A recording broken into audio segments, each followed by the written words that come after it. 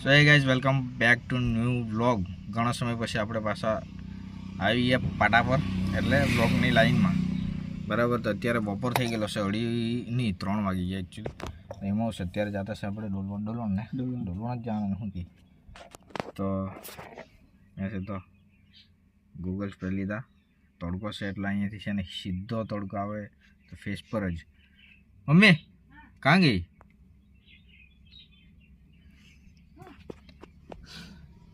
લાગે ને પહાડી ઇલાકામાં નહીં.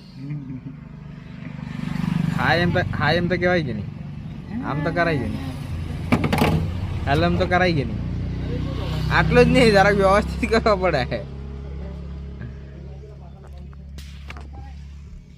તો ભાઈ નીકળીએ આપણે.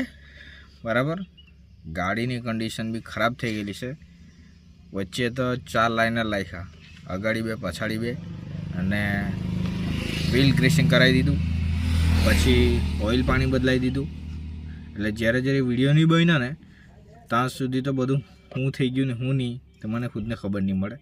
તો અત્યારે કોશિશ કરું હું આજુ, કેમ કે જ્યારે વિડીયો બને ત્યારે આપણે ક્યાંય કોશિશ કરું હું રેગ્યુલર વ્લોગ માટેની, પણ થાય જ નહીં. તો તડકો બી બહુ લાગતો છે.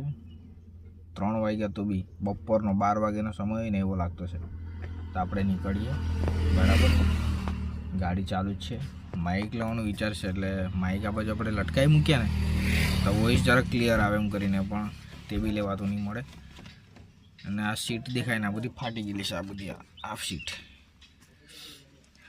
ગાડી ધોવાનો બી ટાઈમ નહીં મળે. જિંદગી તાસ નાશ થઈ ગયેલી છે, એકદમ તાસ નાશ. આ ડમરું બી ફાટી ગયેલું છે એક સાઈડ. આને બી બદલાવાનો વિચાર છે, પણ હવે એમાં શું છે કે આ જે ગાડીની બોડી ખરી ને એ આખી જ ચેન્જ કરી નાખવાનો વિચાર છે. એટલે એ ચેન્જ થઈ જાય તો વધારે સારું પડે, કારણ કે દરવાજો બી એમ નમી ગયેલો છે. જ્યારે આપણે બંધ કરીએ ને તો એને ઉચકીને બંધ કરવા પડે, એટલે એ બી થોડુંક ડિફિકલ્ટ છે, મગજમારી છે.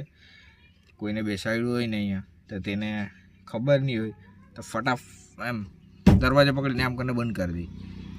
પછી દરવાજો બંધ જ નહીં થાય, કારણ કે પેલું ઠેસી લાગી જાય એટલે બંધ જ નહીં થાય. એને કરતાં છે ને આપણે કોઈને ભેસામારી કરવાની નહીં. આ બદલવાનો વિચાર કરતા હશે, પણ યુટ્યુબમાંથી આવે પછી ક્યારે આવે એ રામ જાણે. જોઈએ હવે.